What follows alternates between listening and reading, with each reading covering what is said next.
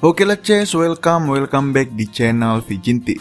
Yap, kali ini kita akan lanjut ngebahas light novel Rossidere volume 4 part 1-nya.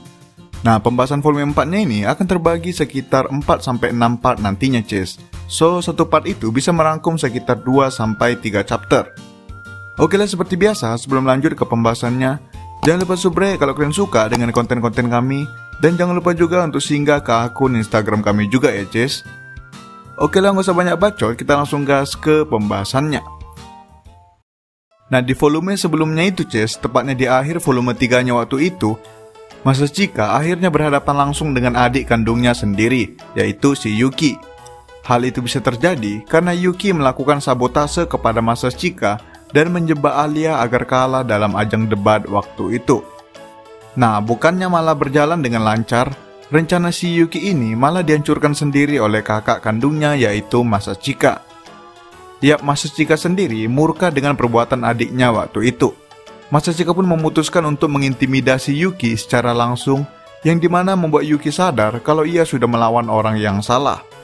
Dan ya akhirnya Master Chika dan Alia bisa memenangkan pertandingan debat waktu itu dan selangkah lebih maju menjadi pemenang ketua OSIS nantinya.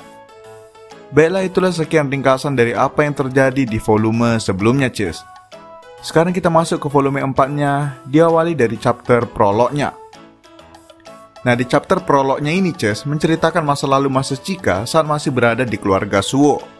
Ya, bisa dibilang inilah akar masalah mengapa Master Chika menjadi pemalas dan tidak termotivasi seperti sekarang. Biarpun akhir-akhir ini Master Chika sudah mulai sedikit lebih baik karena adanya Alia, namun di chapter prolog ini kita diberitahu kalau Master Chika yang dulu itu masih sangat jauh dengan yang sekarang Ces. Yap, di sini diceritakan kalau Master Chika ini terus dipaksa oleh kakeknya, yakni kepala keluarga Suo, untuk menjadi seorang yang cerdas. Kakeknya Master Chika sadar kalau Master Chika memiliki bakat yang luar biasa, sehingga akan sangat sayang jika dibiarkan begitu saja. Berbeda dengan Yuki yang di sini diceritakan memiliki visi yang sangat lemah dan tidak seberbakat Master Chika. Yap, di sini belum dikasih tahu Ces kenapa si Yuki yang sekarang itu udah lebih bersemangat dan gak sakit-sakit lagi. Soalnya di chapter prolog ini, si Yuki waktu kecil itu memiliki visi yang sangat lemah akibat asma yang ia punya, sampai-sampai Yuki juga kesusahan untuk pergi ke sekolah. Ya, cukup berbanding terbalik lah dengan Yuki yang sekarang yang sangat bersemangat dalam segala hal. Oke, kita lanjut. Nah, karena kakeknya Master Chika terus-menerus menyuruhnya untuk belajar dengan giat, akhirnya lama-kelamaan Master Chika pun jadi terdoktrin untuk memenuhi ekspektasi kakeknya. Dan bukan hanya demi kakeknya, Master Chika juga ingin diakui oleh ibunya. Si Master Chika ini Ces bisa dibilang seorang anak yang haus akan pujian dan pengakuan. Jadi entah mengapa, tiba-tiba ibunya si Master Chika mulai terpaksa memuji Master Chika, dan itu disadari oleh Master Chika sendiri. Inilah yang membuat Master Chika jatuh ke dalam depresi dan keputusasaan. Ia bingung untuk apa lagi ia harus berusaha jika ibunya sendiri bahkan tidak mau mengakui dirinya lagi. Inilah awal mengapa Master Chika keluar dari keluarga ibunya, yaitu keluarga Suo. Dan bukan hanya karena Master Chika, namun ayah dan ibunya Master Chika juga sering bertengkar karena hal sepele, sehingga merujuk ke satu keputusan yang membuat mereka akhirnya berpisah. Dan seiring berjalannya waktu, akhirnya Master Chika pindah ke keluarga ayahnya. Nah, pada saat Master Chika berjumpa dengan kakek dari ayahnya, Master Chika merasakan kalau ia diperlakukan sangat berharga, berbeda dengan pada saat ia berada di keluarga Suo waktu itu. Apapun dan sekecil apapun yang Master Chika lakukan, ayah beserta kakeknya Master Chika terus memuji dirinya. Awalnya Master Chika tidak peduli akan pujian tersebut, karena ia hanya ingin dipuji oleh ibunya. Namun lama-kelamaan, pujian dan kasih sayang yang terus diberikan oleh ayah dan kakek dari ayahnya membuat Master Chika sadar kalau ia sudah berada di rumahnya yang sebenarnya. Nah, itulah sekian flashback singkat mengenai masa lalu Master Chika dan juga cerita mengenai chapter prolognya Ces. Oke, sekarang kita masuk ke chapter 1-nya. Diawali di pagi hari saat Master Chika baru saja terbangun di pagi hari. Ia terbilang masih setengah sadar sambil mendengar suara samar yang terus memanggilnya. Yap, tentunya suara tersebut berasal dari Yuki. Yuki sedang menginap di rumah keluarga ayahnya dan memutuskan untuk membangunkan kakaknya di pagi hari. Nah, namun setelah berusaha sekeras mungkin, Master Chika juga tak kunjung bangun. Yuki pun seketika tersenyum licik dan membisikkan sesuatu ke kuping Masachika. Yuki berkata, kalau Masachika juga tak kunjung bangun dalam hitungan detik, maka Yuki akan mencium bibirnya Masachika. Nah, mendengar itu, awalnya Masachika masih tak acuh dengan ancaman Yuki barusan. Namun ia merasakan kalau perlahan tubuh Yuki semakin mendekat, sehingga ia bisa merasakan dengan tepat nafas Yuki berada di depan wajahnya. Disinilah Masachika sadar kalau Yuki tidak bercanda. Masachika pun segera bangkit dan langsung mendorong Yuki jatuh dari tempat tidur. Yuki seketika menangis kecil karena kesakitan. Di sisi lain, Masachika merasa sedikit kesal karena Yuki selalu mengganggu waktu pagi miliknya.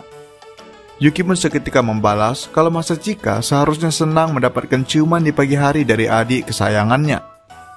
Mendengar itu, Masachika pun hanya membalas dengan wajah datar, seakan sudah terbiasa dengan tingkah adiknya tersebut.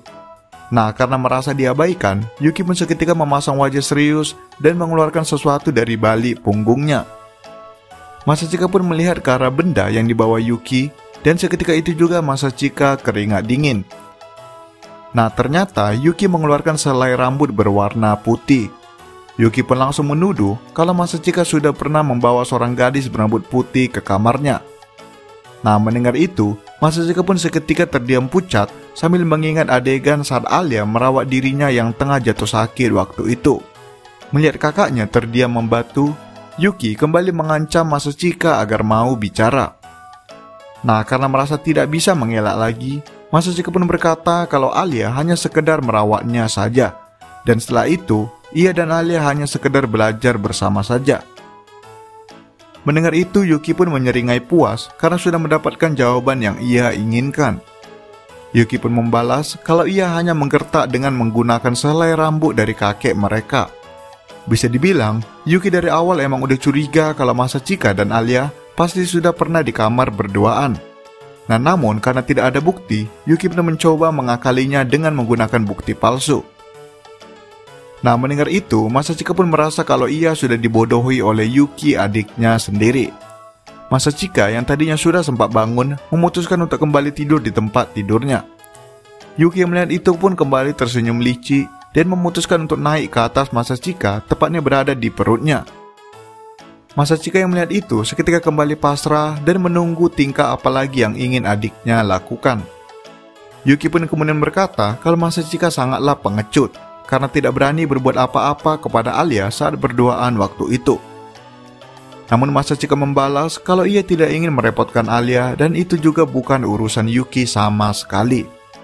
Yuki yang mendengar itu pun seketika merasa kasihan kepada kakaknya tersebut karena tidak bisa mendapatkan jatah dari Alia. Yuki seketika berkata kalau ia juga tidak akan kalah dengan Alia dari segi seorang wanita. Sambil berkata demikian, Yuki perlahan menarik bajunya sampai tepat di bawah dadanya sehingga membuat sekujur perutnya terlihat. Yuki pun berkata kalau ia memang kalah dari segi ukuran atas dengan Alia. Namun ia masih pede jika membandingkan ukuran bawah, yaitu perut mulusnya. Yuki berkata kalau Masachika pasti akan terlena dengan perutnya, sampai-sampai Masachika sendiri pasti akan memiliki fetis perut.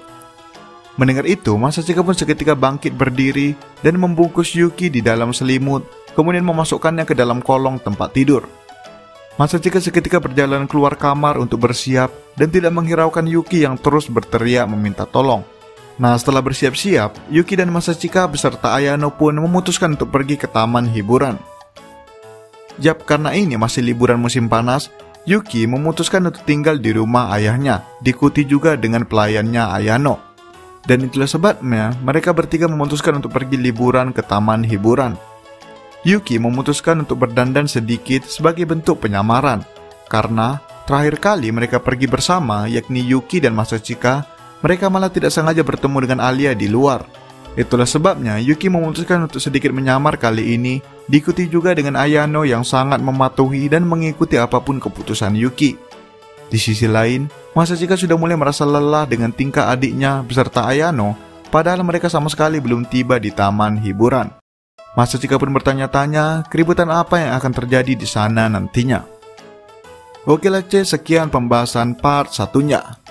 Wah, fetis perut ya. Menarik sih, hehe. Oke lah, Sekian video kali ini, jangan lupa like, comment, subscribe, and goodbye, cheers.